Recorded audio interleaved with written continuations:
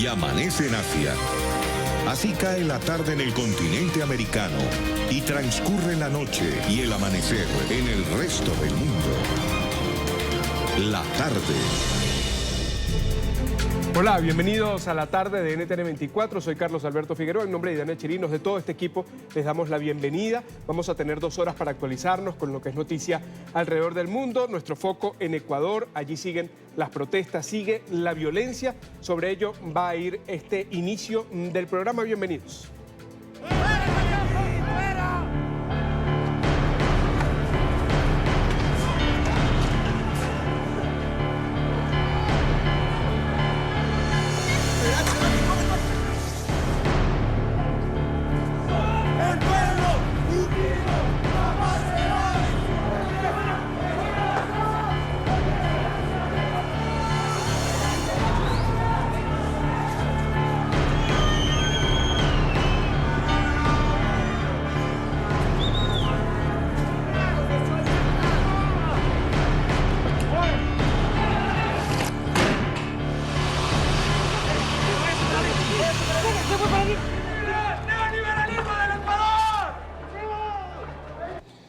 Así se ven hasta ahora las calles de Quito. Veíamos las imágenes de lo que han sido los desórdenes en la capital del Ecuador durante todo el día. Pasado el mediodía, los indígenas se concentraron en el centro norte de la ciudad, a la que ya habían llegado entre el lunes y el martes, viajando desde el interior del país. Pese al diálogo abierto entre el Ejecutivo y los grupos que expresan sus quejas por esas medidas económicas que fueron implementadas por el gobierno, la protesta no cesa. La violencia tampoco. Hoy se cumple ya una semana desde que estalló esta crisis por la eliminación de los subsidios a la gasolina. Anoche, el presidente Lenín Moreno había decretado desde Guayaquil un toque de queda en el país. En paralelo hay otra imagen, la del grito por la paz. Se da desde Guayaquil, desde la provincia del Guayas. Hace aproximadamente una hora, los ciudadanos salieron a marchar para pedir a los grupos violentos que cesen los desmanes. Sin embargo, las imágenes que ha captado nuestro equipo enviado especial a esa ciudad nos dan cuenta de que allí también ha habido vándalos que han dejado esa fotografía de violencia también en el pedido por la paz. Vamos a ir en directo a Guayaquil con Andrea Bernal, está en el lugar de la noticia. Andrea, ¿cómo transcurre la marcha?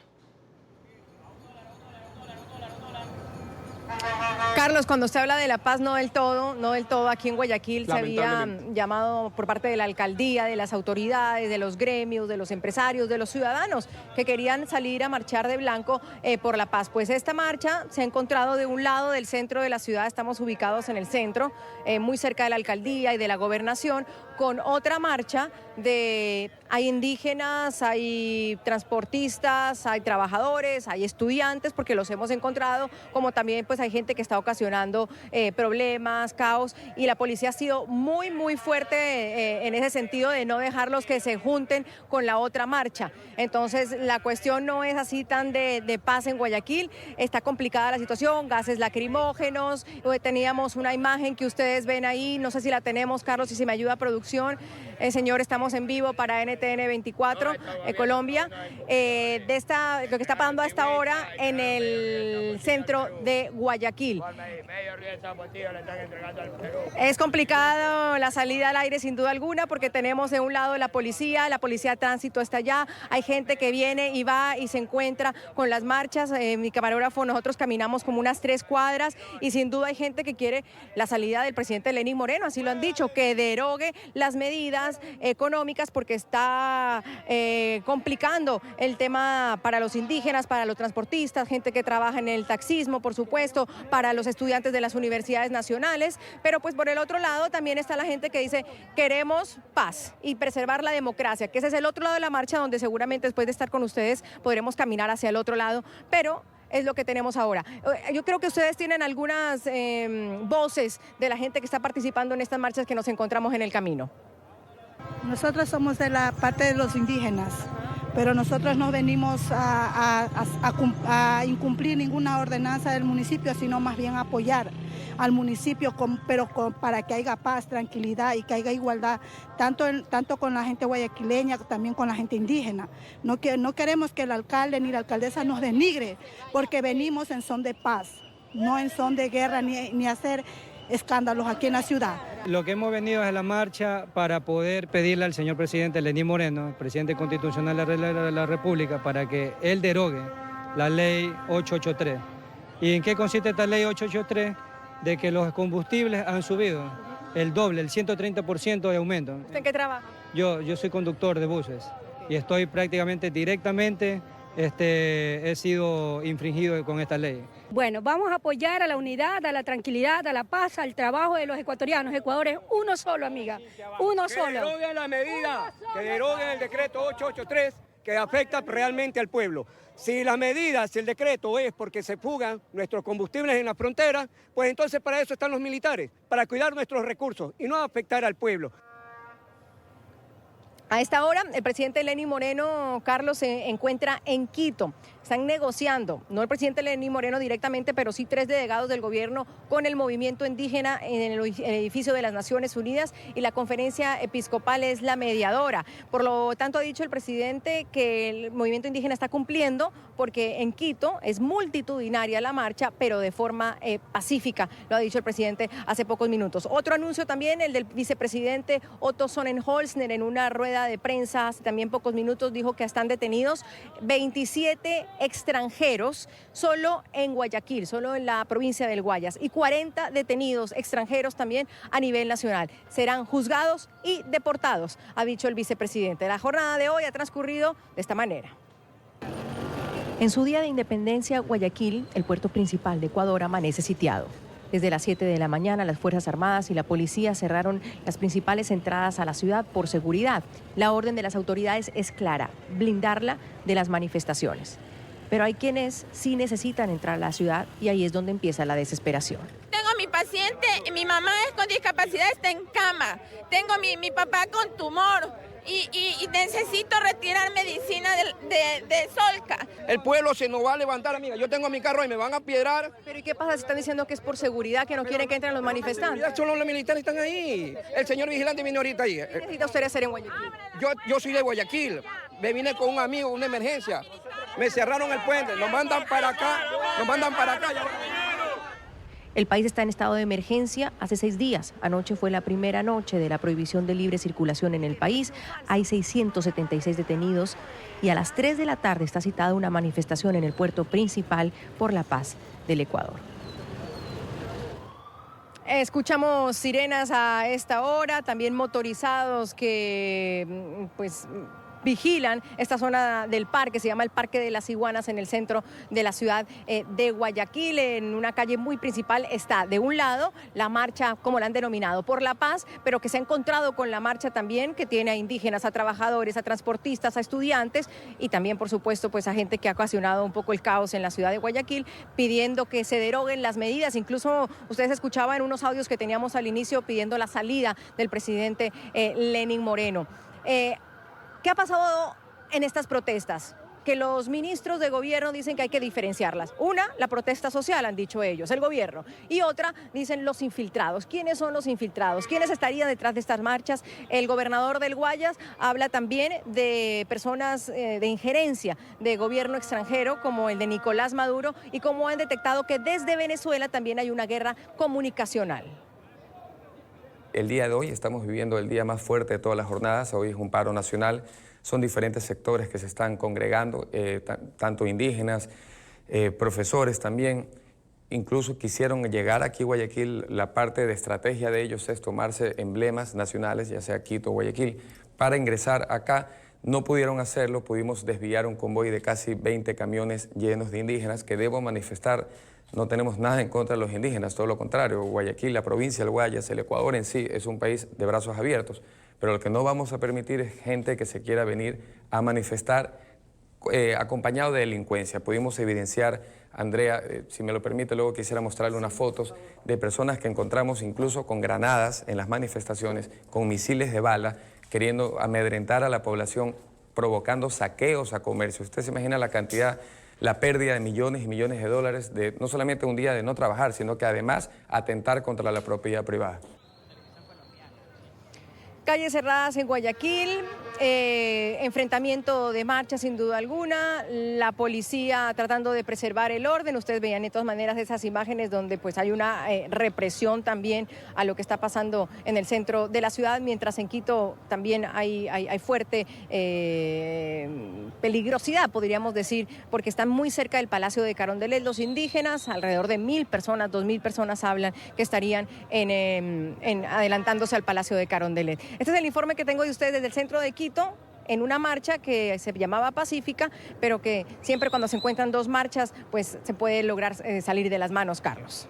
Andrea, una consulta. Has dicho el presidente Lenín Moreno ha vuelto a Quito a propósito del acompañamiento. No forma parte del grupo negociador, pero ha estado pues guiando la acción del Ejecutivo.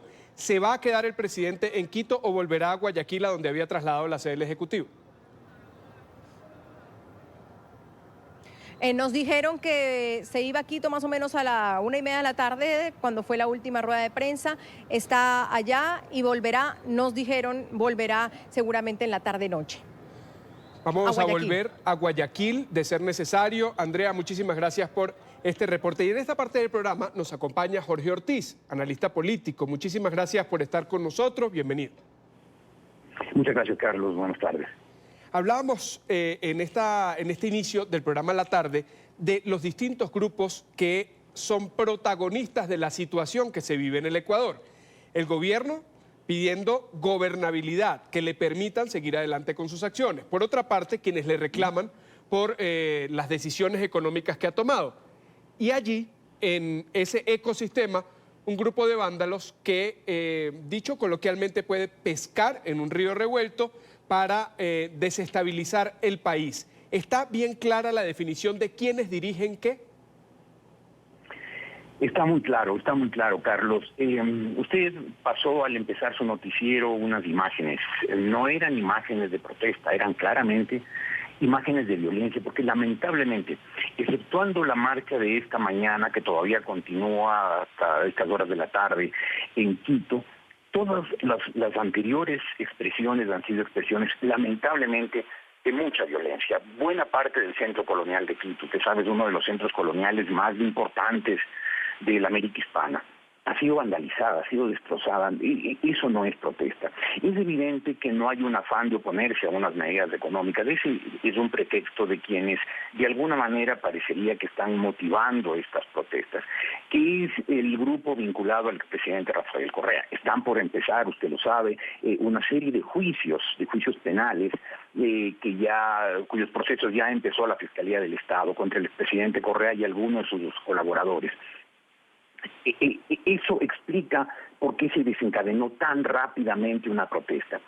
Por una medida que gobierno tras gobierno han ido anunciando como necesaria, como inevitable, como dolorosa también, pero que no se han atrevido a tomar por sus repercusiones políticas. El Ecuador, desde que empezó a exportar petróleo, ha destinado más de 100.000 millones de dólares, 100.000 millones de dólares a un subsidio que aprovechamos quienes tenemos autos, y quienes tienen autos grandes son quienes lo aprovechan más.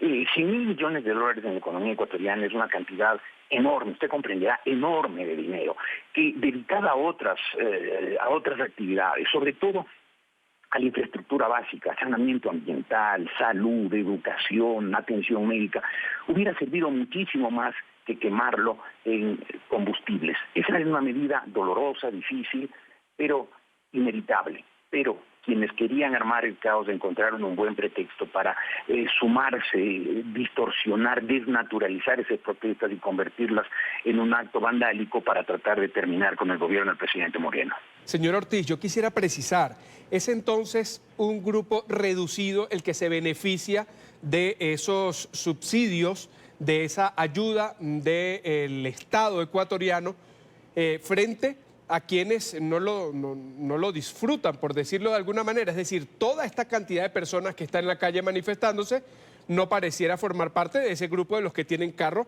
o tienen vehículos de transporte de carga, por ejemplo.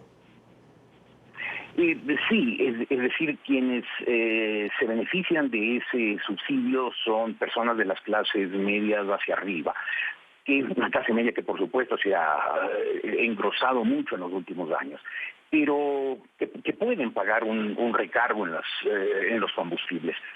Pero quienes han dejado de beneficiarse del subsidio han sido las personas que, como usted bien dice, son las personas que no tienen auto, que no se benefician con otras obras que pudieron y debieron haber sido hechas estos años. Con todo ese dinero, 100.000 millones de dólares que ha sido destinado a un subsidio.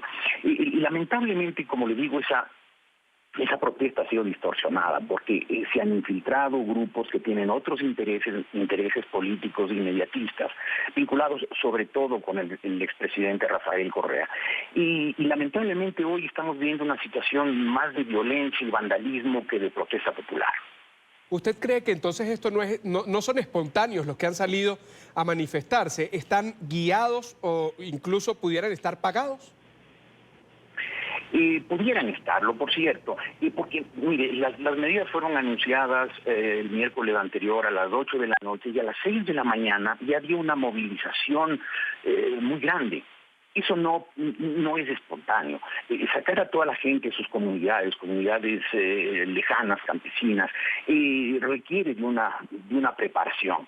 Es evidente que algo se estaba preparando, que eso estaba en marcha con días, semanas, quizás meses de anticipación. Hace un año hay videos que circulan del ex canciller Patiño, uno de los hombres, quizás la mano derecha como agente político del presidente Correa, que hace un año exhortaba a prepararse para la resistencia y llamaba a un levantamiento y dijo textualmente: hay que tomarse a las instituciones, hay que tomarse el país. Eso estaba preparado. Y obviamente, cuando se toma una medida de esta naturaleza, como la que con valentía ha tomado el gobierno del presidente Moreno, dicho sea de paso, si alguien no tiene sospechas de tener algún vínculo con ese partido de gobierno, creo que soy yo. Pero el presidente Moreno ha tomado esa medida con mucha valentía. 10 horas después ya había una manifestación inmensa en marcha. Eso me parece altamente sospechoso, no puede ser simplemente espontáneo. Había una organización, había una preparación, y estos días con el vandalismo en Quito, con saqueos en Guayaquil, uno nota que no hay una protesta, sino que hay un aprovechamiento de la situación, unos con fines de saqueo y otros con fines políticos de desestabilizar al gobierno, anticipar elecciones, de manera que el presidente Correa pueda volver antes de que avancen los procesos judiciales en su contra. Señor Ortiz, lo invito a que escuchemos al presidente del Ecuador, Lenín Moreno, y también a Rafael Correa, que nuevamente aparecen como parte o como muestra de una sociedad polarizada en lo que el mismo presidente Correa ha dicho debe ser: o continúa este gobierno o se llama a elecciones. Si es necesario que sea candidato, lo seré. A mí me inhabilitaron, entre comillas, para ser presidente, porque todo fue ilegal, todo fue inconstitucional. Pero de vicepresidente para abajo, yo no tengo ningún problema para participar. Van a crear esos problemas. Van a buscar cómo impedir mi participación porque saben que los derrotamos en las urnas. Conversamos con Jorge Ortiz, analista político en el Ecuador, y le digo, señor Jorge, o le pregunto, ¿este es el escenario que se ideó el expresidente Rafael Correa para llevar esta pugna al terreno político y buscar una elección? Básicamente sí.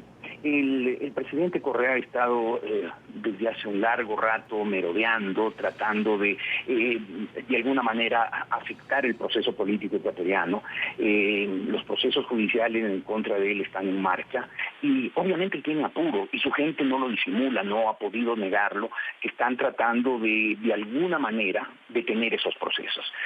Hace 3 noches... como parte de estas supuestas protestas populares, hubo un ataque a la Contraloría General del Estado, donde están los documentos que respaldarán los procesos judiciales que están en marcha con el presidente Correa. En todos los años que ha habido, y me remito a los años, al comienzo de la década de los 90 del siglo pasado, en todos los años que ha habido manifestaciones de indígenas, nunca ha habido estos actos de vandalismo, ni mucho menos ataques a organizaciones, a instituciones como la Contraloría General del Estado. Esto revela fuera de toda duda, inequívocamente, que hay un interés político y un interés político que responde al expresidente Rafael Correa.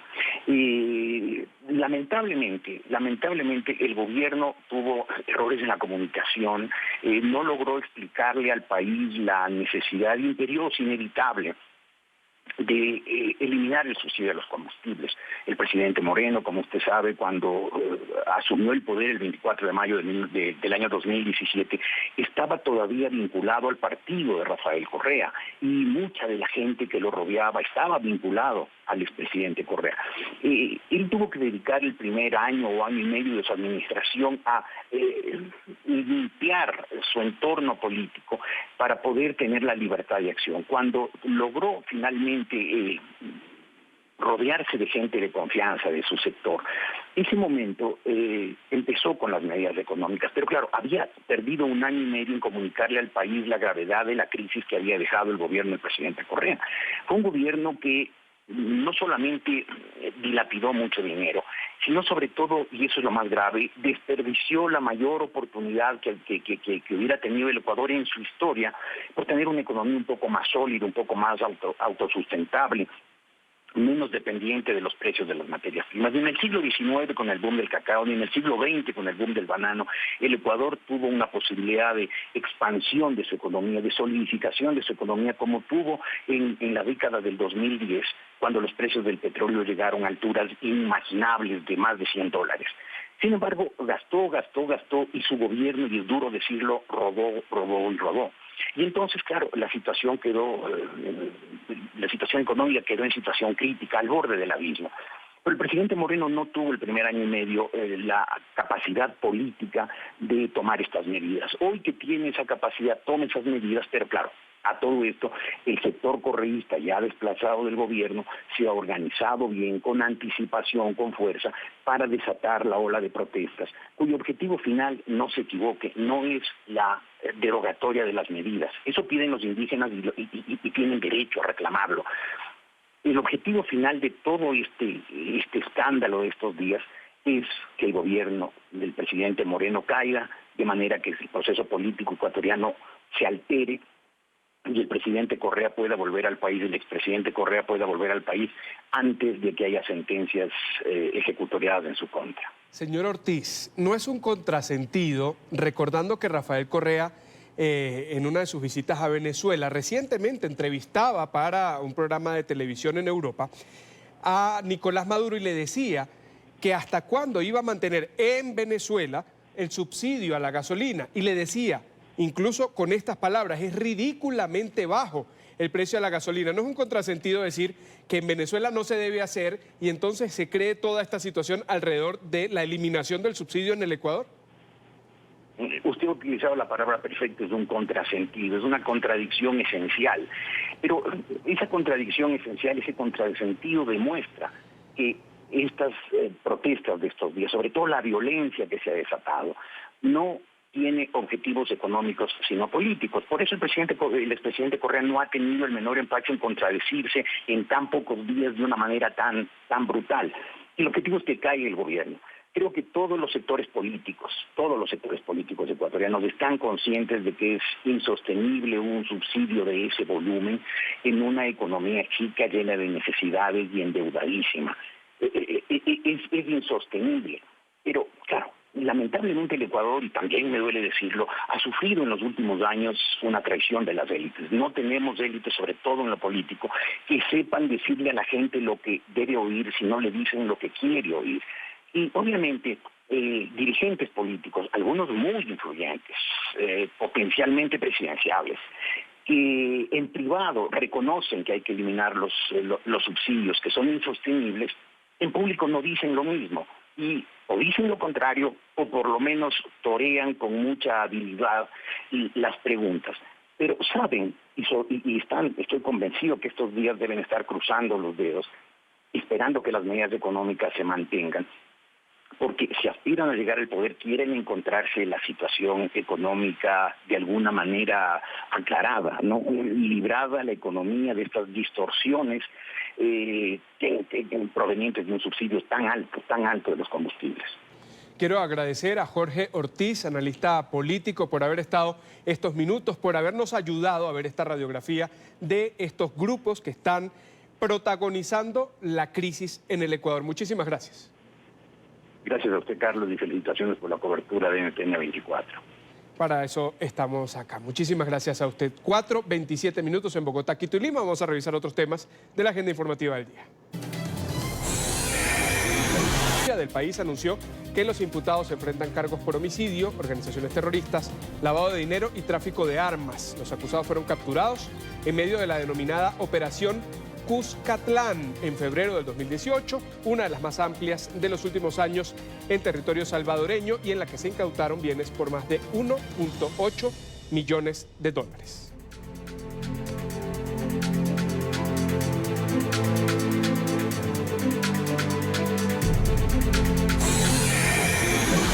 Es noticia el terror en Alemania. Al menos 2 personas murieron en un tiroteo en la ciudad de Halle, en el oriente del país. La policía detuvo a un sospechoso vinculado con el ataque. Sin embargo, las autoridades permanecen en alerta y no descartan la implicación de más agresores. Este incidente tuvo lugar en las cercanías de una sinagoga. En estas imágenes captadas por un residente de la zona del ataque se ve a uno de los agresores fuertemente armado, disparando en varias oportunidades antes de huir en un vehículo. El agresor portaba un traje militar con casco y llevaba un fusil de asalto en sus manos. El hombre se acercó a la tienda. Inmediatamente me di cuenta que algo andaba mal. Una de las 2 víctimas mortales fue un hombre que murió dentro de un local turco. La otra, una mujer que fue abatida en plena calle. Otras 2 personas resultaron heridas en la escena y fueron trasladadas a un centro médico. Yo y todos los demás clientes a mi alrededor empezamos a correr. Creo que podríamos haber sido 5 o 6 clientes dentro. El hombre detrás de mí parece haber muerto. Me escondí en el baño. Los hechos ocurrieron en las inmediaciones de una sinagoga, en donde un grupo de al menos 70 personas estaba reunido por la celebración del Yom Kippur, la festividad más sagrada para los judíos. Los atacantes habrían intentado ingresar al lugar, sin embargo, la puerta de la entrada resistió la embestida. La policía capturó a un hombre que estaría relacionado con la agresión sin dar más detalles sobre el número de agresores involucrados. Un amplio dispositivo fue desplegado para intentar dar con el paradero de los demás atacantes. Las autoridades recomendaron a la ciudadanía permanecer en sus hogares por seguridad. La Fiscalía Federal Alemana, a la que compete la investigación en casos de sospecha de terrorismo, se hizo cargo de las pesquisas que permanecen en curso. La evidencia indicaría que se trata de una agresión perpetrada por extremistas de ultraderecha. Decenas de unidades de las fuerzas especiales continúan siendo desplegadas a lo largo de las calles para reforzar la seguridad en la ciudad. Gracias por seguir con nosotros. Residentes legales en los Estados Unidos que tengan un pasado criminal enfrentan un riesgo de deportación. Los agentes del Servicio de Inmigración y Control de Aduanas, ICE, por sus siglas en inglés, realizaron un operativo que dejó una persona detenida. Su deportación fue ya firmada por un juez. Este es un informe de nuestra cadena aliada La Voz de América. Pasadas las 4 de la mañana de este miércoles, los oficiales de la Oficina de Detención y Deportación del Servicio de Inmigración y Control de Aduanas de Estados Unidos, ICE por sus siglas en inglés, ejecutaron 2 órdenes de captura en Brooklyn y Queens. Estamos persiguiendo a 2 individuos, ambos son criminales convictos. Explicó Tom Decker, director de la oficina de ICE en Nueva York, quien estuvo presente durante la operación que llevó a la captura de un hombre a quien llamaremos Lewis, ya que prefiere no ser identificado. Estaba en Estados Unidos legalmente, sí, él tenía estatus legal y con base en sus condenas ahora se busca su expulsión de Estados Unidos. Y esa es la situación, que esté aquí legalmente o ilegalmente, si es una amenaza pública y cometió delitos que lo hacen removible, entonces iremos detrás suyo. Lewis habló con La Voz de América tras su arresto. El caso por el que vinieron por mí fue un caso en el año 2000. Cumplí con mi libertad condicional y todo, así que pensé que estaba debajo del tapete, pero regresó nuevamente 19 años después. Lewis será trasladado de este centro de procesamiento a uno de los 2 centros de detención que están localizados en Nueva Jersey, donde tendrá que esperar su cita en la Corte de Migración. Donde este hombre de Trinidad y Tobago asegura intentará pelear su caso. Sin embargo, para el segundo individuo detenido, quien según Decker entró de manera irregular a los Estados Unidos y cometió crímenes sexuales contra menores de edad, su deportación ya fue firmada por un juez. El sujeto fue liberado, fue declarado culpable de un delito contra un menor y en lugar de dárnoslo, la persona fue liberada nuevamente en la comunidad y volvió a cometer un delito sexual contra otro niño. Insistió Decker, quien critica la política de ciudad santuario implementada por el gobierno de la ciudad de Nueva York, que bajo su alcalde Bill de Blasio defiende este tipo de medidas. Y seguimos en Nueva York. El gobierno de la ciudad actualizó su Código de Derechos Humanos para dar más protección ante la ley a los inmigrantes. Está prohibido a partir de ahora decirle a una persona que es inmigrante ilegal. Según esta norma actualizada, habrá fuertes sanciones económicas para quienes ataquen a otra persona por su estatus migratorio o por hablar en un idioma distinto al inglés. Escuchen esto, hasta $250,000 podría pagar una persona que incurra en el delito. Alejandro Rincón tiene la noticia en la Gran Manzana. Alejandro. Hola, buenas tardes. Desde el año 1989 está prohibido en la ciudad de Nueva York discriminar a una persona por su país de origen o etnicidad en el momento de buscar un empleo, una casa o intentar acceder a un centro educativo. Lo que ha cambiado ahora es una provisión dentro del Código de Derechos Humanos de la Gran Manzana, en virtud de la cual ya no se puede llamar a una persona extranjero ilegal. Justo es a raíz de esta circunstancia que consultamos directamente a la Comisión de Derechos Humanos de la ciudad de Nueva York, que les explica a ustedes un poco más del alcance de esta medida. El objetivo es crear un ambiente en que las personas migrantes aquí viviendo en la ciudad de Nueva York no sienten miedo de aprovechar de su seguridad y felicidad aquí en la ciudad de Nueva York. Creemos aquí en el gobierno de la ciudad de Nueva York que todos los seres humanos aquí viviendo y trabajando en la ciudad tienen los mismos derechos. Esta actualización al Código de Derechos Humanos de la ciudad de Nueva York pone fin a una serie de circunstancias en las que los latinos se veían involucrados con relativa frecuencia. Todo tipo de discriminaciones por el único hecho de hablar español o de no haber nacido en los Estados Unidos. Tenemos para ustedes el testimonio de un hombre de origen dominicano que ha sido víctima de todo este tipo de circunstancias que ya no podrán tener lugar en la ciudad de Nueva York. Cuando tú vas a una oficina pública de servicio público que no hay instructores o personas que te atienden, si tú no sabes hablar español fácilmente, lo que tú resuelves en 10 minutos puede durar 3 horas. Uno se siente muy mal, se siente mal, hay algunas palabras que ahora uno entiende que denotan cierto prejuicio racial. Esta decisión de la Comisión de Derechos Humanos y en conjunto del gobierno de la ciudad de Nueva York adhiere a otro tipo de estrategias que ya se han implementado recientemente. Por ejemplo, la Contraloría de la Gran Manzana, la encargada del presupuesto de la ciudad de Nueva York, tiene implementadas provisiones en virtud de las cuales una persona, por ser inmigrante, por ejemplo, no puede recibir menos pago que otra que no lo es. El objetivo en conjunto de la ciudad de Nueva York es reafirmar su condición como una ciudad santuario o un territorio en donde los inmigrantes y sobre todo los latinos están protegidos y reciben el mismo amparo bajo la ley. Es todo lo que tenemos para ustedes por ahora. Continúen con más en la tarde. Gracias, Alejandro. Y nos acompaña Oscar Chacón, director ejecutivo de Alianza Américas, experto en política migratoria. Señor Chacón, buena tarde, bienvenido, gracias por estar con nosotros. Es un placer estar con ustedes, Carlos, contigo en particular. Estas medidas que toma la ciudad de Nueva York, ¿cree usted consolidan a esta localidad como un escudo alrededor o en torno a los migrantes? Indudablemente es una noticia muy bienvenida por las comunidades inmigrantes y las personas que defendemos los derechos de todos los individuos a ser tratados con igualdad. La ciudad de Nueva York, con esta guía que ha publicado, se pone a la cabeza de muchos otros estados que ojalá copien esta iniciativa de la ciudad de Nueva York, porque el término extranjero ilegal es un término que a lo largo de los últimos 50, 60 años ha sido racializado y aplicado casi de manera exclusiva hacia personas que no son de raza blanca. Esto ha afectado especialmente a personas latinoamericanas, a caribeños que son afrodescendientes y a otros extranjeros que también son personas de minoría étnico-racial en los Estados Unidos.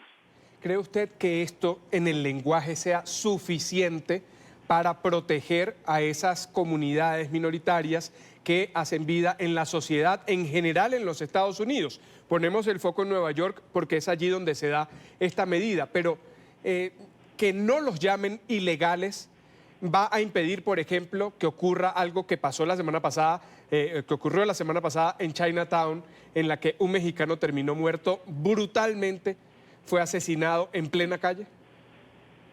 Claro, la verdad es que no, o sea, hay que estar muy claro de que este paso que ha tomado la ciudad de Nueva York es más bien un paso que se debería de haber tomado hace mucho tiempo, porque lo que hay que entender es que para poder llegar a las situaciones de abuso que tú has señalado, un ejemplo de ellas, lo primero que se necesita hacer es crear un entorno deshumanizante, demonizante de ciertos sujetos sociales, en este caso las personas que nacieron en el extranjero pero que hoy viven en Estados Unidos. Entonces hay que estar claros, la medida en sí no se convierte en una varita mágica que resuelve el problema de la opresión racial en contra de extranjeros, tampoco borra el hecho que seguimos viviendo con una ley de inmigración federal que definitivamente necesita ser reformada de manera que asegure un trato justo, digno, de igualdad para todas las personas, independientemente de dónde nacimos o cuál es la condición legal migratoria.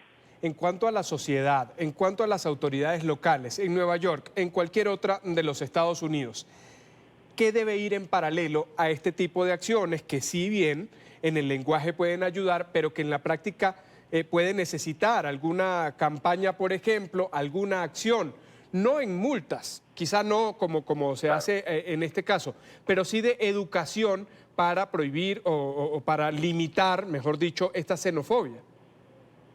La organización que yo dirijo ha estado por más de 10 años trabajando precisamente en esfuerzos que buscan generar espacios de confianza donde podamos tener conversaciones uno a uno con personas que precisamente les falta educación sobre qué significan los extranjeros en Estados Unidos. Entonces, como tú dices, más allá que multar a personas, yo creo que esta iniciativa debería de dar inicio a un esfuerzo que conlleve a una verdadera campaña de educación pública que permita que entendamos la conversación sobre personas extranjeras desde una perspectiva basada en la evidencia, basada en los datos que ha acumulado por años Estados Unidos y que demuestran que los extranjeros, sin distinción alguna, han sido una verdadera ganancia para la nación. También lo son, por supuesto, para sus países de origen. Este tipo de iniciativas deberían de desembocar en ese tipo de abordaje social que permita ir cambiando la percepción pública que la gente tiene acerca de los extranjeros y que permite precisamente ataques de odio como los que tú citabas de la semana pasada. Ahora centrándonos en los migrantes y en lo que viven estas personas que dejan todo en sus países de origen, que lo hacen buscando un futuro, buscando que sus hijos, por ejemplo, sus familiares cercanos puedan desarrollarse en distintos ámbitos, puedan estudiar, puedan tener acceso a alimentos y medicinas, por ejemplo, pero que llegan a una frontera en la que sencillamente y literalmente los están esperando. Unos van a un cuarto o a una sala o a un refugio y los otros a otro lugar. Pasan muchísimo tiempo sin verse. ¿Cómo atender esta realidad y cómo atender a esas personas? Mira, tú estás citando lo que está pasando hoy mismo precisamente en la frontera sur de los Estados Unidos, pero me da tristeza decirlo, que también está pasando en la frontera sur de México con Guatemala y cada vez más va a estar pasando en países como Guatemala, El Salvador y Honduras a razón de acuerdos que han firmado recientemente con los Estados Unidos. La solución a este dilema es, repito, reforzar la educación pública basada en la evidencia, basada en los datos que conocemos y que, repito, demuestran de forma amplia que los extranjeros han sido, en ausencia de una mejor palabra, una bendición para los Estados Unidos de América y para sus respectivos países de origen. Pero en segundo lugar, necesitamos reforzar los esfuerzos que buscan precisamente cambiar el tipo de decisiones que ha venido tomando la administración Trump y en última instancia cambiar la ley de inmigración que se aprobó en el año de 1996 y que ha sido la ley anti-extranjero más severa que el país ha tenido en su historia. Mientras no cambiemos estas leyes y no vayamos cambiando en paralelo las actitudes del público, el progreso va a seguir siendo limitado si es que no vemos más retroceso. ¿Cuánto aporta? ¿Qué aportan los migrantes en cada ciudad, en cada sector, en cada región de los Estados Unidos cuando llegan. Es tan importante, es tan creciente esa ayuda que dan socialmente como para que se pueda expresar y las personas puedan recibirlos sin ningún tipo de prejuicio? Fíjate que es importante hacer un poquito de historia. Si nos regresamos a la década incluso de los 80 en Estados Unidos, las personas eran tratadas por igual, incluso cuando las personas solicitaban diferentes programas de asistencia pública, basado única y exclusivamente en si esa persona tenía necesidad de hacer uso de tales programas. Por el otro lado, hay que reconocer que la evidencia de los últimos 40, 50 años demuestra de forma contundente que los extranjeros tienen un patrón mucho más ligero de dependencia en programas de asistencia pública de lo que tienen personas nacidas en Estados Unidos. Y es importante estar muy claro, los extranjeros que normalmente vienen a Estados Unidos vienen en plena edad laboral, se desempeñan en los Estados Unidos de manera tal que maximizan las tasas de plusvalía, las tasas de ganancia en los diferentes sectores de la economía donde se emplean, convirtiéndose por lo tanto en un enorme factor de generación de riqueza.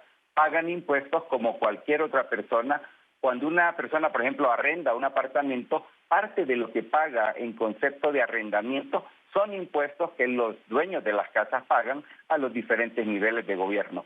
Con esto te estoy dando algunos ejemplos que demuestran, como lo dije ya varias veces, que los extranjeros han sido una verdadera ganancia para el país. El problema es que tenemos una ley que trata a los extranjeros como que fueran una amenaza y no por lo que verdaderamente representan para el país. Y por eso regreso al motivo de esta conversación. Lo que Nueva York ha hecho recientemente cambiando esta guía es dar un paso primero, un paso inicial importante para cambiar la narrativa que hoy predomina por una que verdaderamente reconozca a los extranjeros por lo que son, una ganancia para el país. Y que esperamos que pase de esa letra a la acción. Muchísimas gracias, señor Oscar Chacón, es director ejecutivo de Alianza Américas, experto en política migratoria. Buena tarde. Muchas gracias.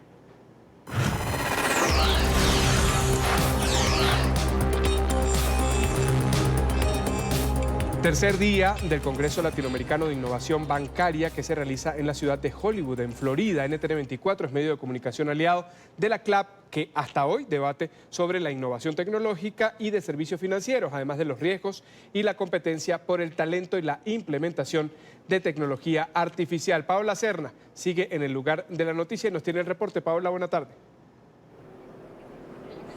Hola, ¿qué tal? Buenas tardes. Continuamos en este tercer y último día de este Congreso de Innovación Tecnológica Bancaria que se lleva a cabo aquí en la ciudad de Hollywood, Florida. Toda la tecnología, todas las novedades y todo lo que nos termina beneficiando a nosotros, los usuarios finales de todos los servicios financieros, pues se han presentado durante estos 3 días de congresos. Hoy se han presentado también una serie de conferencias muy interesantes y tienen que ver sobre los bancos en sí, qué tienen que hacer los bancos para mantenernos a nosotros contentos como clientes, pero obviamente teniendo la necesidad de dar agilidad, dar seguridad, darnos confianza y ser efectivos a la hora de proporcionarnos estos servicios. Para hablar de este tema, justamente nos acompaña Mariana Lissner-Goldberg, que ella es miembro del Centro de Excelencia de Banca Mundial y líder del sector financiero de IBM. Muchísimas gracias, Mariana. ¿Qué tienen que hacer ustedes para lograr brindarnos esto? Esta inmediatez, ¿qué estrategias tienen para tanta competencia que hay entre los bancos y mantenernos contentos? Nosotros siempre le explicamos a los bancos, número uno, tener muy en cuenta que todo tiene que estar centrado en el cliente, la experiencia del cliente. Estamos viviendo en un momento de la evolución tecnológica donde el nuevo cliente, el cliente del futuro, ese millennial que va a rondar en las calles de los próximos años, lo quiere todo ya, lo quiere todo ahora, lo quiere todo tailor-made a sus necesidades. Entonces, desarrollar soluciones que puedan entregarse instantáneamente en el momento y no soluciones genéricas, sino tailor-made para sus necesidades. Y en base a eso, una de las cosas que hicimos mucho hincapié en la conferencia fue en la formación de ecosistemas. Esos ecosistemas que permiten tener esa experiencia de cliente inmersa en todas las soluciones. Tú dabas unas cifras y decías que un 75% de los empleados de los bancos y de estas instituciones van a ser millennials. Hay una falta también de personal en este momento de alrededor de 1 millón de ingenieros a nivel regional. Los millennials, decías tú, no se enamoran de un trabajo, ellos no se casan con un trabajo y el banco invierte o las instituciones en preparar estas personas, este personal que finalmente termina emigrando. ¿Cómo hacen ustedes para retener cuál es esta estrategia que tienen que hacer las instituciones para retener estas personas? Bueno, bien, varias cosas. Lo primero es usar justamente todas estas nuevas tecnologías para poder inferir con anticipación que alguien no está conforme con su trabajo. Entonces, usando todo lo que es la data no estructurada y la capacidad de analizar las interacciones que tienen esos empleados, ya sea buscando empleos en las redes o demás, a uno le permite darse cuenta que hay alguien insatisfecho y tomar acción mucho más temprana. Pero esto que hablábamos es fundamental. Para el 2025, 72% de la fuerza laboral va a ser millennial. ¿Cómo atraerlos? ¿Cómo formarlos para trabajos que incluso hoy no existen? Hace 10 años atrás no hablábamos de ingenieros especialistas en inteligencia artificial o manejo de analíticos de datos, y hoy diría casi la base fundamental de cualquier estrategia comercial. Bueno, Mariana, queremos agradecerte estos minutos con NTN 24 y nosotros vamos a continuar aquí en este tercer día de las conferencias que se llevan a cabo en la ciudad de Hollywood, Florida, con toda la innovación en materia bancaria y de servicios, finalmente para nosotros los usuarios y nuevas tecnologías. Por ahora, lo que tenemos desde aquí, continúen ustedes con más desde nuestros estudios centrales. Buenas tardes. En medio de la crisis que estalló hace una semana en Ecuador, el presidente Lenín Moreno ha denunciado que detrás de la violencia hay una intención política de desestabilización para romper el orden democrático. Ha señalado al expresidente ecuatoriano Rafael Correa y también a Nicolás Maduro como responsables de ese estallido social que ha terminado en vandalismo. En las imágenes es evidente que los más violentos, aquellos que actúan con la única intención de agredir, dañar, son individuos externos, pagados y organizados. ¿Acaso creen ustedes que es coincidencia que Correa, Virgilio Hernández, Patiño, Pavón hayan viajado al mismo tiempo hace pocas semanas a Venezuela? El sátrapa de Maduro ha activado junto con Correa su plan de desestabilización. Nicolás Maduro, llamado sátrapa por el presidente ecuatoriano, respondió a esos señalamientos. Dijo que él podría enseñarle a Lenín Moreno cómo se gobierna. Haciendo mucho con poco e invirtiendo la riqueza nacional para atender y satisfacer las necesidades de un pueblo, que vean en la revolución bolivariana cómo se garantiza la educación pública, gratuita y de calidad. A los niños, a la juventud, a todo el pueblo, en la educación inicial, en la educación primaria, en la educación secundaria, en la educación universitaria. ¿Cómo podemos distribuir la riqueza?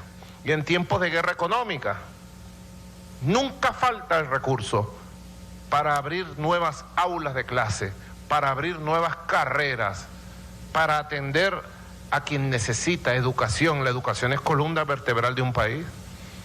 ¿Cómo le van a quitar los recursos? Fondo Monetario Internacional. El Fondo Monetario Internacional quiere imponer en América Latina su modelo excluyente, generador de miseria, generador de pobreza, su modelo oligárquico que beneficia al capital, a los multimillonarios y dejar de lado a los pueblos. Por eso el pueblo de Ecuador está en las calles, no es por Maduro, es por sobrevivencia, es por resistencia, es rechazando al Fondo Monetario Internacional.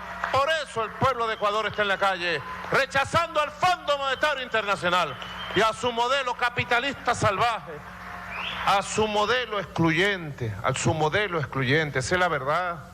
Ayer salió el presidente Lenín Moreno a decir que lo que está pasando allá es culpa mía, que yo y que muevo mis bigotes y tumbo gobierno. Así dice Lenín Moreno. Yo estoy pensando qué próximo gobierno puedo tumbar. Ante los sucesos de alteración del orden público ocurridos en los últimos días en el Ecuador, los gobiernos de Argentina, Brasil, Colombia, El Salvador, Guatemala, Paraguay y Perú han manifestado su rotundo rechazo a todo intento de desestabilización de los regímenes democráticos legítimamente constituidos. Expresaron en un documento conjunto su respaldo firme a las acciones emprendidas por el presidente Lenín Moreno para recuperar la paz, la institucionalidad y el orden, utilizando los instrumentos que le otorgan la Constitución y la ley, como lo ha venido haciendo. Asimismo, han rechazado toda acción encaminada a desestabilizar las democracias. Acusan directamente al régimen de Nicolás Maduro de lo que pueda suceder, porque dicen busca extender los lineamientos de la nefasta obra del régimen venezolano a los países democráticos de la región. ¿Qué se dice en Venezuela a propósito de estas acusaciones? La institucionalidad venezolana ejercida por la Asamblea Nacional. ¿Cómo se pronuncian los diputados? Vamos a conversar en Caracas con Carlos Valero, él es miembro de la Comisión de Política Exterior de la Asamblea Nacional. Diputado, buena tarde, gracias por estar acá. Muy buenas tardes, muchas gracias a ustedes por el contacto. ¿Ustedes cómo valoran lo que ha dicho el presidente Lenín Moreno? ¿Respaldan esa tesis que indica que, además del presidente o el expresidente Rafael Correa, es Nicolás Maduro quien sostiene a ese grupo que guía a los vándalos en el Ecuador? Bueno, no es descartable ninguna hipótesis. Afortunadamente en Ecuador, así como en Colombia, así como en la democracia del occidente, existe una separación de poderes y existe una institucionalidad muy fuerte que arrojará unas investigaciones y que esas investigaciones van a ratificar la hipótesis o a negar la hipótesis que está señalando el presidente Correa, el presidente Lenín Moreno, perdón. Entonces nosotros sí creemos que el régimen de Maduro es capaz de eso y mucho más. Pero además confiamos en que las investigaciones, porque entiendo que han detenido a una cantidad importante de manifestantes que dicen que al parecer son venezolanos, esos manifestantes, muchos de ellos parece que han señalado ya que recibían dinero por participar en esto. Entonces hay una investigación en curso. Esa investigación, cuando arroje sus resultados finales, es altamente probable que sí, que Nicolás Maduro esté involucrándose en todos estos movimientos, básicamente para distraer la opinión pública continental sobre la grave crisis migratoria que nos afecta y básicamente también para que los ruidos que se pueden generar allende nuestras fronteras de alguna manera limiten o acallen las voces de cambio de más del 85% de los venezolanos. Ellos dicen tener pruebas, hablo del gobierno del Ecuador, dicen tener las pruebas en la mano de que eso está ocurriendo. ¿Ustedes han tenido algún indicio de que sea cierta una reunión o varias reuniones, de hecho, del expresidente Correa con quienes fueron parte de su gabinete, con exfuncionarios ecuatorianos, pero también con miembros del régimen de Venezuela en Caracas y en Barquisimeto, como se ha dicho? ¿Ustedes saben algo de ello? Estamos investigándolo. El expresidente Correa, que entiendo es prófugo de la justicia de su país, declaró desde Bruselas 48 horas después de que se había denunciado que él en teoría estaba acá en Caracas, ¿no? Nosotros estamos llevando nuestras investigaciones y vamos a determinarlo. También debo de señalar que desde la administración del presidente Guaidó nosotros le damos el respaldo absoluto al presidente Lenín Moreno en su en su manejo que está intentando hacer de la crisis del Ecuador, en su manejo de la crisis económica, en su manejo de la crisis política. También hemos hecho un llamado muy claro a los venezolanos que están en Ecuador, un número relativamente importante, estimamos que un número que puede llegar a los 300.000, de que no se involucren en ningún tipo de protesta violenta ni de protesta inducida contra el gobierno legítimo del presidente Moreno.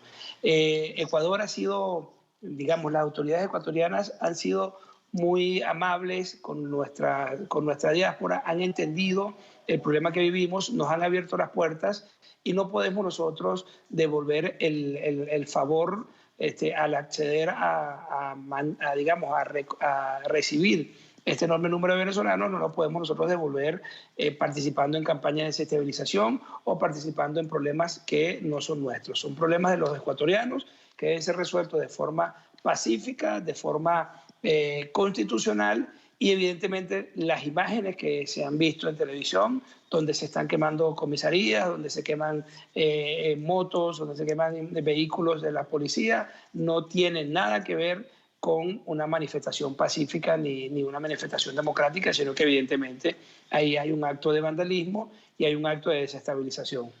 Usted ha hablado de los venezolanos en el Ecuador y yo quería también tocar este tema con usted, que recientemente en una entrevista en un canal de televisión local venezolano ha dicho que es Nicolás Maduro, es el régimen de Venezuela el que promueve la xenofobia.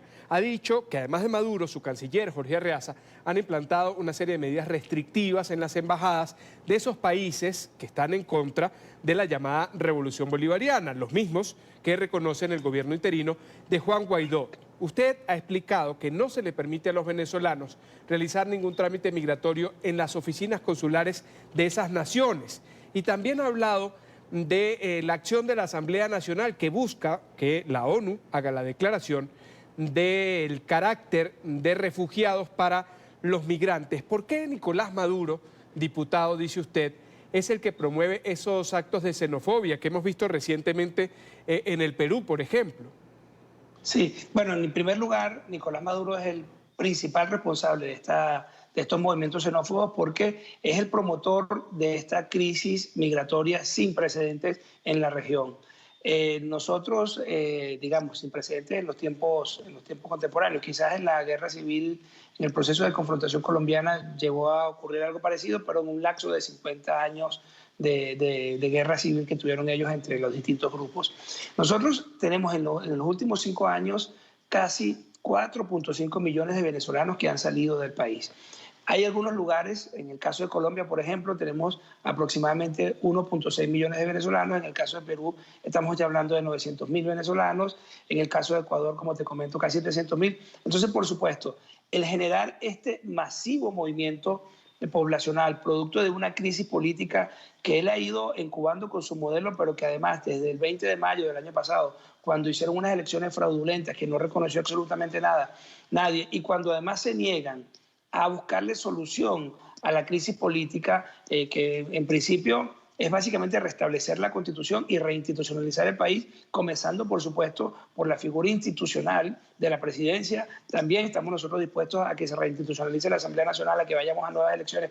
Al cerrar ellos las puertas y permitir que siga creciendo este flujo migratorio, es evidentemente responsable. Después, al intentar exportar un modelo político anacrónico, un modelo político salvaje que genera pobreza, miseria, hiperinflación, también, por supuesto, de alguna manera genera movimientos xenófobos. Al pelearse con todos los vecinos, aumenta eso mismo. Y en el caso del canciller Arreaza, ellos han dado la instrucción de que un venezolano que solicite ante algún organismo de Naciones Unidas una medida de protección, llámese asilo político, llámese consideración de estatus de refugiado, ese venezolano, según ellos, declara que ha sido perseguido por el gobierno de Maduro. En muchos casos ha habido persecución política, pero en la inmensa mayoría de los venezolanos ha habido, de alguna manera, una persecución económica, social, que no tienen cómo vivir. Acá el sueldo promedio mensual no llega en este momento a $5 al mes. Y por supuesto, con eso no puede vivir absolutamente nadie y tienes una inflación,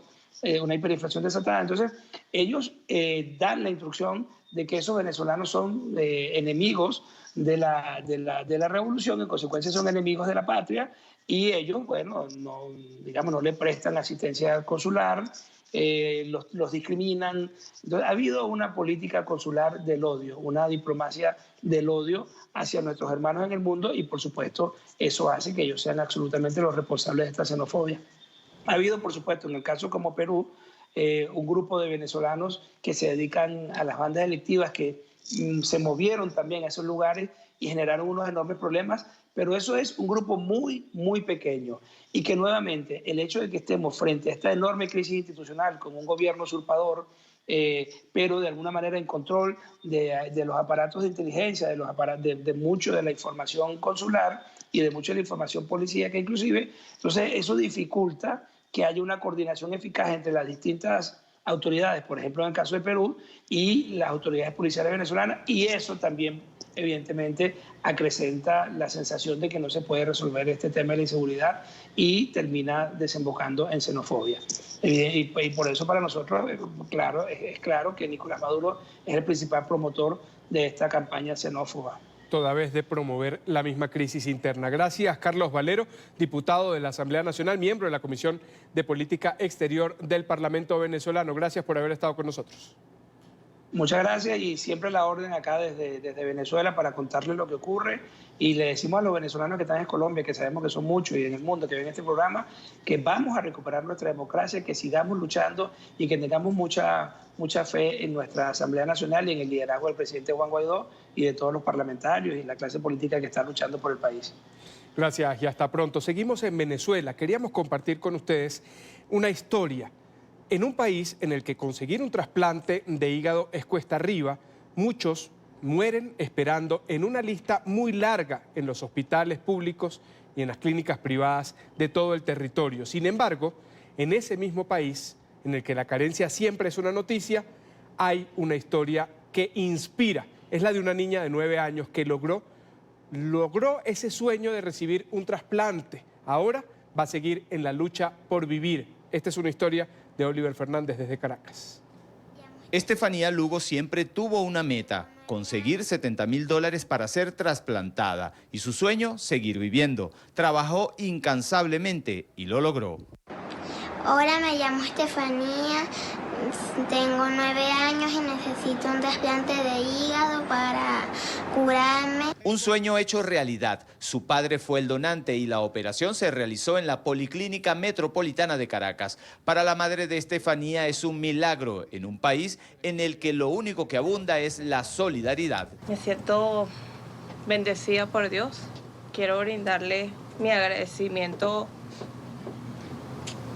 a Dios primero, a mi familia y a estos maravillosos médicos de Fundaído. Me siento muy feliz. El equipo médico relató cómo se llevó a cabo el denominado sueño extraordinario de Estefanía. Aquí hubo aproximadamente unas 67 personas, que es lo que me compete a mí tratar de planificar y estar pendiente. Esto ha sido un trabajo de hormiguita, llevamos más de 3 meses planificando, trabajando a Estefanía en el buen sentido del término, con psicólogos. El equipo estuvo coachado por un grupo de psicólogos para tener el alto desempeño. La madre de Estefanía describió el camino recorrido desde que su hija nació. Muchos de sus compañeros de hospital no lograron el milagro. A mi alrededor tenía niños con el mismo diagnóstico de Estefanía y lamentablemente fallecieron. Eso toca. Fue una lucha titánica para conseguir los recursos. Sin embargo, la experiencia de Fundaígado y sus alianzas permitieron lo que hoy es una hazaña en Venezuela. Esto ha sido un trabajo titánico, pero esta campaña capital va a repetirse de manera inmediata con otros niños que están en espera de trasplante. Desde hace 15 años, Fundaígado ha logrado trasplantar a 56 pacientes pediátricos y 57 adultos. Los médicos están conscientes de la crisis hospitalaria, pero el caso de Estefanía es un ejemplo de que sí se puede recuperar el sistema de salud. Tenemos la calificación personal, de interés, de propiedad, de entusiasmo para hacer las cosas. Es un camino que no termina hoy. Garantizar el éxito del trasplante puede costar hasta $30.000 en un año. Ya Fundaígado comenzó la campaña para cerrar el éxito de esta operación. Es la información que manejamos desde Caracas. Continúen con más de la tarde de NTN 24. Venezuela, un país de contrastes. Mientras se celebra alguna acción como esa, se lamenta por otra. Venezuela sigue sumida en la misma crisis desde hace varios años. Afecta muchísimos sectores, particularmente el escolar. La deserción en las aulas por parte de los alumnos y los maestros aumenta día por día. La falta de condiciones para acudir a los planteles también sigue afectando esta situación. Para el periodo 2019-2020, que inició en septiembre, se inscribieron menos de la mitad de los alumnos que estaban en matrícula el año anterior, y los profesores están pasando a otros oficios porque enseñar no les alcanza para vivir. El salario es increíble extremadamente bajo. Información desde Caracas con Luis Alejandro Laya. La educación en Venezuela va en caída libre. Alrededor del 80% se ubica el ausentismo escolar apenas a un mes de haber iniciado el periodo 2019-2020. La falta de servicios públicos y de alimentación son la principal causa, según registran los profesores venezolanos. De 8 millones de estudiantes que debieron inscribirse, solo lo hicieron 3,5. Porque los niños van un día, el siguiente día no van, porque no tienen las condiciones como trasladarse a la institución. No tienen pasaje, no tienen merienda, no tienen útiles, no tienen uniforme. Además, el programa de alimentación escolar, conocido como PAE, no existe en el 40% de las escuelas venezolanas. A las restantes no llega de forma regular, solo al 8% de las escuelas llega a los 5 días de la semana y los alimentos son en un 94% carbohidratos sin proteínas. Porque sabemos que con la pulverización del salario, las familias no tienen cómo alimentar a sus hijos. En una situación similar de deserción están los maestros. El salario, que ronda entre los 2 y los 5 dólares mensuales según el cargo que ocupen, no alcanza siquiera para comer. Estamos en una condición de pobreza crítica. Lo poco que perciben solo permite cubrir aproximadamente el 2% de la canasta básica alimentaria, que está estimada en $175 al cambio. Es decir, que no estamos comiendo para colocar un ejemplo. Denuncian que acabando con la profesión docente, lo que ha intentado el régimen es controlar la educación. Porque a los regímenes totalitarios no les conviene tener la educación democrática, plural y libertaria. Señalan que por esto les han quitado incluso sus reivindicaciones laborales y los tienen en la calle. No tenemos seguridad social, no tenemos unas condiciones de vida, ni siquiera nuestros familiares. Ante la grave crisis y la falta de respuesta por parte del régimen de Nicolás Maduro, profesores de todas las etapas educativas, incluyendo la universitaria, han decretado un paro de 48 horas para esta semana. Asimismo, han convocado para el próximo 14 de octubre un acto en defensa de sus reivindicaciones. Desde Caracas, Venezuela, para la tarde de NTN 24, Luis Alejandro Laya. Gracias, Luis. Hacemos una nueva pausa en la tarde. Entre tanto, los invito a que se suscriban a nuestro canal en YouTube, NTN 24. Allí van a poder encontrar todo el contenido multimedia, nuestras entrevistas, reportajes de interés, la señal en vivo. Todo está allí. Recuerden conectarse, www.youtube.com/NTN24. Ya venimos con más. Gracias por continuar con nosotros. 7 de cada 10 bolivianos en este momento temen que haya fraude en las elecciones del 20 de octubre próximo. Partidos y ciudadanos han activado diversos medios de control para esos comicios ante la desconfianza en la organización que lleva adelante el Tribunal Supremo Electoral y que habilitó la candidatura de Evo Morales luego del pronunciamiento del Tribunal Constitucional. Esta inicialmente había sido negada en el referendo de febrero del 2016. Según el estudio de opinión pública que fue realizado por la empresa consultora Mercados y Muestras para los diarios locales Página 7 y Los Tiempos, el 68% de los ciudadanos que fueron entrevistados en todo el país considera que habrá manipulación de los resultados. Está con nosotros Ricardo Paz, jefe nacional de campaña de Comunidad Ciudadana, que postula a Carlos Mesa a la presidencia. Muchísimas gracias por estar con nosotros. Bienvenido. Muy buenas tardes. Un placer conversar con los millones de televidentes que tienen ustedes en toda América Latina. Quisiera comenzar por la legitimidad de ese temor ciudadano, más allá de lo que es la acción de campaña que ustedes llevan adelante y mirando la sociedad como un todo. ¿Es legítimo que alguien piense que se puede manipular el resultado electoral? Bueno, la verdad es que el fraude no se produce en Bolivia en el momento mismo del voto. No se produce cambiando ni haciendo desaparecer ánforas. No, el fraude se produce mucho antes. El fraude está en pleno proceso en este momento, cuando el gobierno utiliza los bienes del Estado, hace que los servidores públicos hagan campaña, el presidente en funciones utiliza el avión presidencial para sus fines, hacen propaganda oficial a través de los medios de comunicación del Estado prácticamente las 24 horas del día, tienen una billetera inagotable. En fin, esas condiciones adversas y completamente inequitativas son las que le hacen pensar a la gente y le hacen dar esa sensación de que estamos viviendo un proceso fraudulento, es decir, un proceso en el que la voluntad popular no puede expresarse de manera igualitaria con lo que está queriendo hacer el gobierno. Entonces, esa es la sensación mayoritaria. Ya el día mismo de las elecciones y en el momento de hacer el escrutinio, bueno, tenemos supuestamente un sistema más o menos blindado, en el que es muy difícil, digamos, tergiversar lo que la gente haya votado en las mesas. De todas maneras, nosotros como comunidad ciudadana estamos implementando un trabajo muy dedicado, que lo hemos planificado durante los últimos 6 meses de control electoral. Tendremos delegados en todas las mesas y trataremos de evitar, en la medida de lo posible, la tergiversación de la voluntad popular. Señor Paz, usted nos decía al principio que no era en el momento del voto, entonces es suficiente tener a esos testigos en cada una de las mesas en todo el territorio en el momento de la elección. ¿Qué pasa después?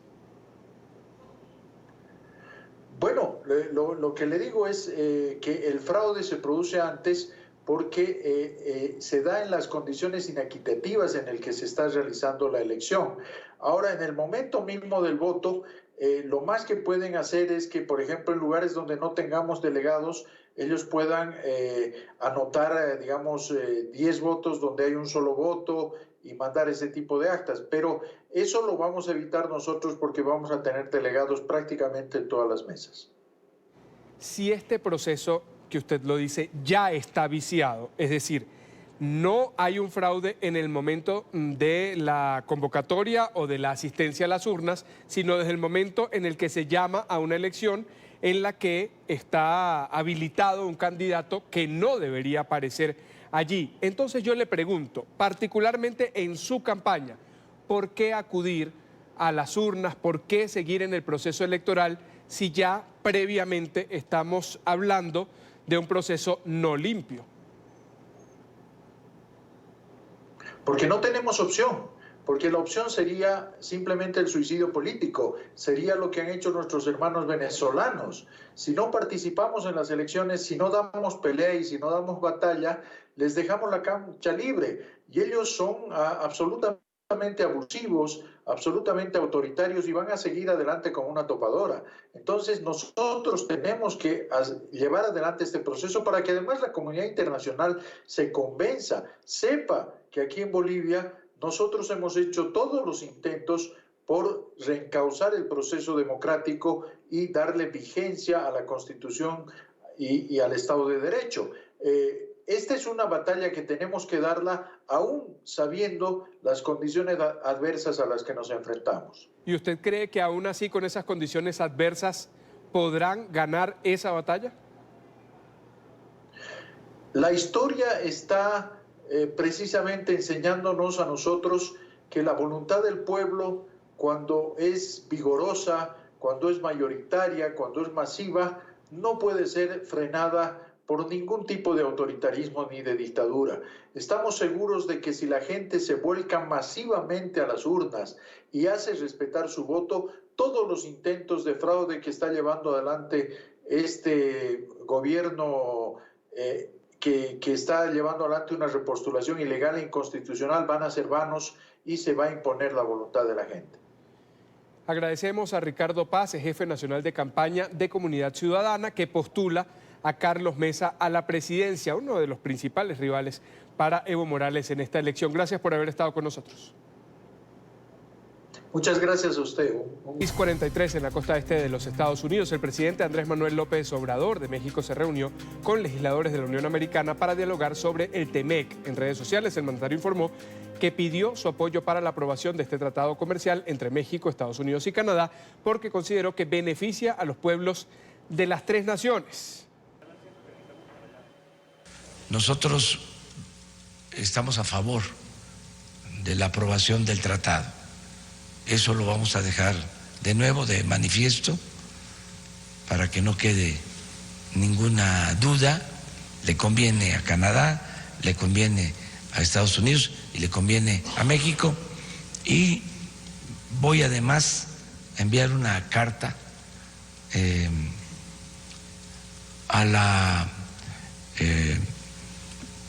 legisladora, a la dirigente de el grupo parlamentario de los representantes, la Cámara de Representantes de Estados Unidos, la señora Pelosi. Voy a enviarle una carta el día de hoy, fijando nuestra postura, pidiéndole su contribución, su apoyo para que la Cámara de Representantes en Estados Unidos, la Cámara de Diputados, apruebe el tratado. Para hablar sobre este tema nos acompaña Pablo Álamo, PhD en Economía y Empresa, además es socio de Invictus Consulting. Señor Álamo, buena tarde, gracias por estar con nosotros. Un placer, un gusto poder saludarles y compartir este momento con ustedes. Agradecidos nosotros. El presidente López Obrador dice que se debe acelerar la aprobación en el Congreso de los Estados Unidos. El TEMEC sustituye al TLCAN. Comencemos por allí.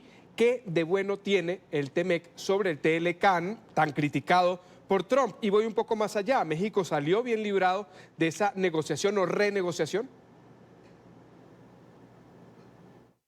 Una difícil pregunta.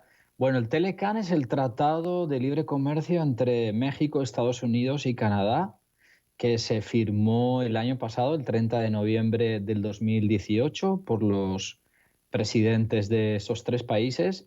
Y bueno, es un tratado que busca proteger unas relaciones comerciales de enorme interés para los tres países.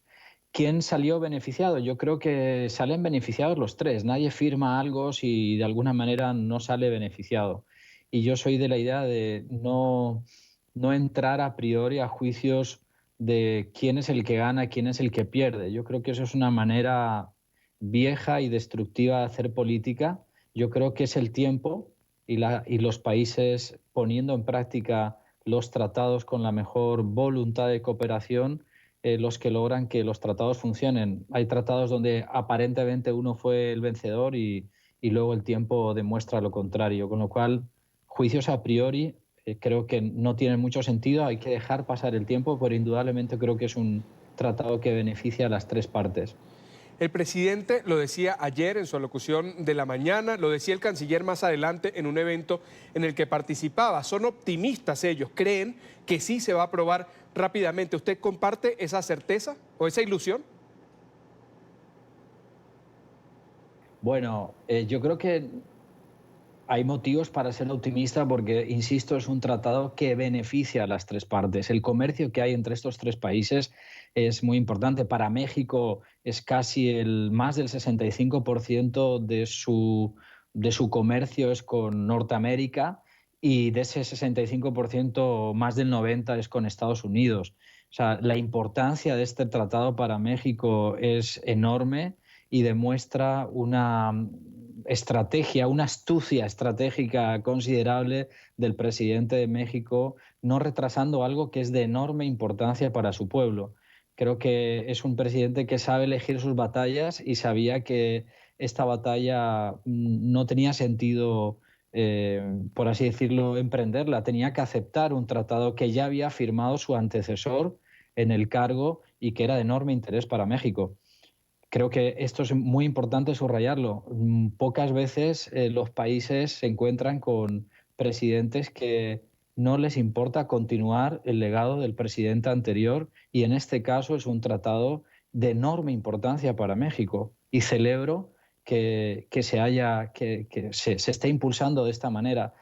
Ser optimistas ante el Congreso es otra pregunta y yo creo que hay motivos para estar preocupados. Hay que ser optimistas siempre, pero hay que hacer la tarea, porque sabemos que hay ciertas reticencias a firmar este tratado y por lo tanto hay que estar con la alerta encendida, porque habrá que trabajar duro para que el Congreso lo apruebe. Yo quiero ir a un punto de lo que acaba de decir.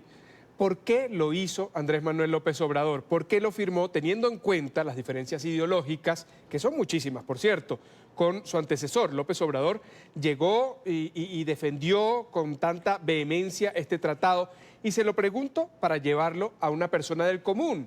¿Cómo le beneficia a ese mexicano que en este momento está caminando en el Paseo de la Reforma, por ejemplo?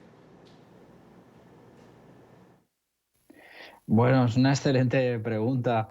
Bueno, yo creo que es el empleo. Es el empleo. Hay que entender que ahora mismo el mundo actual, uno de los grandes dramas que vive el mundo actual es el empleo, un empleo digno, un empleo, bueno, con todos los derechos, ¿verdad?, del trabajador. Y esto lo protege el tratado. Y sabemos que las relaciones comerciales, la única manera de generar desarrollo sostenible en el mundo actual es con buenas relaciones comerciales. Y el primer beneficiado de que haya empleo, de que la empresa pueda ser sostenible en el tiempo, es el trabajador. El trabajador necesita sacar una familia adelante con su trabajo, con su empleo, y un empleo que sea digno y que sea sostenible en el tiempo. Y creo que estos tratados protegen eso. Canadá y Estados Unidos son dos aliados estratégicos para México, no solo a la hora de intercambiar productos y servicios, sino a la hora de tener una preocupación por una vida digna de sus trabajadores, por así decirlo. Y eso va a obligar a México a que realmente haga algunos cambios. Por ejemplo, hay que profesionalizar mucho mejor la gestión de los sindicatos. Hay que hacer un trabajo realmente que sirva de apoyo y de ayuda al empleado. No podemos seguir permitiendo, ¿verdad?, intermediarios, entre comillas, iba a decir de cartón, de pura imagen a la galería. Necesitamos, ¿verdad?, empleo digno, sostenible y, bueno, y con profesionales que lo hagan cumplir estas obligaciones que el tratado impone. Esa visión suya nos demuestra que es un proyecto nacionalista para cada uno, para México, para Estados Unidos y para Canadá. Pero en el caso de los Estados Unidos hay una polarización muy marcada en este momento. Sí, hay un bipartidismo que es de tradición, pero actualmente además hay una carrera electoral que, aunque es en 2020, ya están dando. Es decir, los demócratas se oponen a todo lo que dice Trump simplemente porque lo dice Trump. Y el presidente también frente a quienes se le oponen. ¿Eso podría frenar la iniciativa? Bueno, indudablemente hay todavía buena parte de miembros de la política que se dedican a hacer todo menos política y que no buscan el interés del pueblo, sino su propio interés, y eso en todos los países. Pero yo celebro que haya, tanto en el Partido Demócrata como en el Partido Republicano, personajes muy importantes que se han posicionado a favor de este tratado. Hay que tener una visión amplia. Yo creo que eso sucede. En este caso, incluso creo que puede haber una reticencia del mismo Trump, no tanto de demócratas y de republicanos, sino del mismo Trump, porque al final un tratado te obliga, ¿verdad?, a respetar unas normas de juego. Y Trump ahora mismo está queriendo cambiar las normas de juego con una política de poner impuestos a todo producto que no sea americano y que entre al país. Entonces, este tratado, de alguna manera, es un momento muy delicado. Yo creo que no es fácil, no es fácil esta situación, no es fácil que el Congreso lo apruebe, porque hay una duda razonable sobre qué es lo mejor para Estados Unidos. Y bueno, entonces ahí son maneras diferentes de entender la política, de entender el comercio internacional y de defender los intereses de tus ciudadanos. Creo que si la mirada es más amplia, si la mirada es en el largo plazo, siempre a un país siempre le conviene tener aliados estratégicos y respetar los tratados, los acuerdos. Yo creo sinceramente que no va a ser un problema de Partido Demócrata, Partido Republicano, sino de visiones de cómo proteger los intereses nacionales. Usted ha hablado y creo que hay una división que va más allá de los partidos, Carlos. Y que va precisamente a lo que hace el presidente y no muchas veces a lo que pide la población. No lo sé, pero acláremelo usted. ¿Donald Trump, cree usted, perdería esa estrategia, ese elemento para, según algunos, negociar y, según la visión de otros, manipular si firma ese acuerdo, si el Congreso lo sanciona, y ya no tendría ese elemento para volver a amenazar, por ejemplo, como lo hizo con los aranceles para frenar la migración? Excelente punto. Eso es. Se va a sentir atado, de alguna manera se va a sentir atado. Y Trump, por su estilo de liderazgo, él no quiere sentirse atado. Él es un hombre muy orientado a la acción, a resolver el problema de manera inmediata, a veces no con la mirada a largo plazo, y es muy resolutivo. Y muchas veces los tratados te ponen muchos inconvenientes. Entonces, a poder actuar de una manera impulsiva y rápida. Y indudablemente Trump, por su mismo estilo de liderazgo, debe rechazar cualquier tratado. Cualquier tratado, obviamente, que no le convenga claramente, pero en este caso todos han cedido, todas las partes han cedido. Y hay una gran incertidumbre hacia dónde va el comercio internacional, porque de la misma manera que México tiene su tratado con Estados Unidos y con Canadá, tiene otros 40 tratados más. Entonces, realmente el mundo actual es de una enorme complejidad. No es fácil hacer política. No creo que se pueda reducir a una cuestión de partido, sino yo creo que a una manera de entender defender los intereses. Y sí que es cierto, y hay que ser comprensibles con este punto, que un país puede pasar en determinadas circunstancias puntuales por una serie de problemáticas donde quizás las reglas de juego de un tratado no es lo que más le convenga a corto plazo.